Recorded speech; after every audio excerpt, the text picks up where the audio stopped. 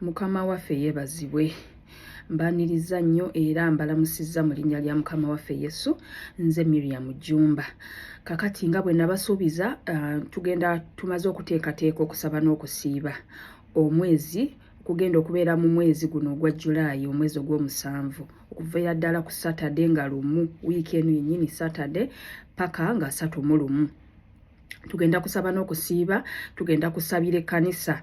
Mukama ayuze emitima gyaffe, Mukama amenye emitima gyaffe, Mukama asaanuse emitima gyaffe, Mukama akyuse endowooza yaffe, Mukama akyuse emitima gyaffe, ebigere byaffe abizze mu kkubo bwe lirina okubeeramu, tutandike okumutegeera, tumwagale, tuve mu nsi n'ebigirimu. Amiina. Tusobole okusikira obwakabaka bwa Katonda, ebyambalo byaffe biveemu enfunyiro n'amabala. Amiina. Mukama tugenda kusabira abakulembeze, tugenda kusabira obuweereza bw'abaana, obuweereza bw'okubuulira enjiri ne church planting. Tugenda kusabira ebintu bingi, tugenda kusaba Mukama awe ekkanisa ekisa okuzimba.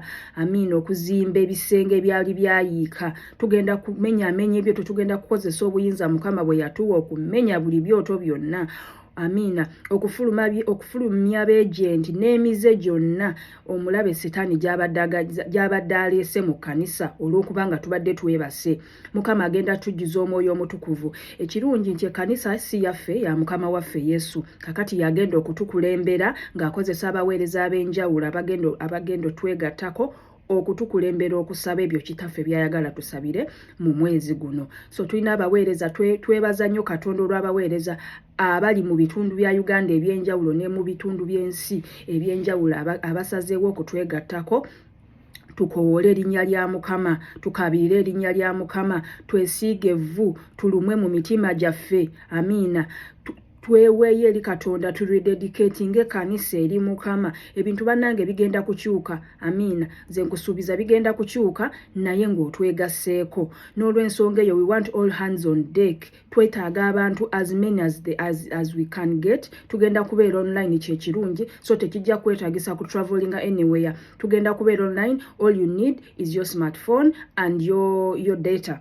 Ogenda kubeera ne internet ku simu yo, ogenda okubeera ne simu eya smartphone. Ngenda kuteeka link wansi awo. Link gy'ogenda okozesa omwezi gwonna, you'll use the same link gy'ogenda okozesa okutwegattako. Tugenda kutandika okusaba buli lunaku okuva ssaawa 2 ez'ekiro.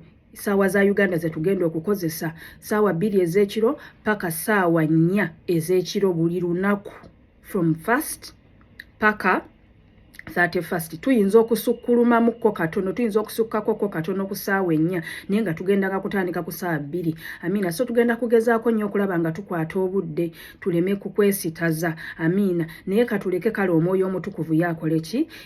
Atukulembere. So nkukoowoola jangu otwegatteko, saba siiba. Waliwo ebintu bingi. Bw'oba olina message by the way mu kiseera kino ne mu mwezi guno ogujja ng'olina obubaka Mukama bw'akuwadde, kuba Mukama tayogera ng'ayita mu muntu omu, ayita mu bantu ab'enjawulo. Osobola okubutubuulira mu kyama ne tufuna engeri gye tukuwa omwaganyo okubufulumya, oba ne tufuna omuweereza omulala obufulumya if you are not comfortable with that. Kale bannaaye mbeebaza nnyo kubanga nsuubira mugenda kukola ki? Mugenda kutweyungako. Ejjinja lino tugenda kulisindika paka we tulituusa Mukama waffe oyagala tulituuse. Kale Mukama waffe abatuweere nnyo omukisa. Nze Miriam Jumba ku lw'abaweereza bonna abakulembera okusaba n'okusiba kuno mu mwezi gwa July. Bye bye.